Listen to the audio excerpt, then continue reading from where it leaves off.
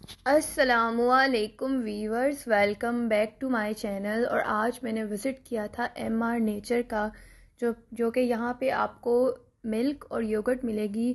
और जो आप देख सकते हैं इनकी पैकिंग बहुत ज़बरदस्त है, और मैं ख़ुद यहीं से योगर्ट और मिल्क लेती हूँ। इनका जो मिल्क है वो भी बहुत ज़बरदस्त है, उसके लिए इसकी चाय बहुत अच्छी बनती है और बहुत ज़बरदस्त है। और जो योगर्ट है, योगर्ट तो मेरी इनकी इनकी फ़ेवरेट बन चुकी है मेरी, क्योंकि योगर्ट इनकी मुझे बहुत पसंद आई ना। तो आप भी जहाँ भी रहते हैं, बहरिया में, बहरिया टाउन लाहौर में इनकी शॉप है, वहाँ पे विज़िट करके भी ले सकते हैं इनसे।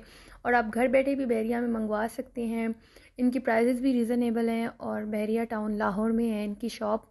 और इनका नंबर आपको स्क्रीन पे शो हो रहा है, आप यहाँ से ऑर्डर कर सकते हैं और आपको 10-15 मिनट के अंदर आपका पार्सल मिल जाएगा बहरिया में।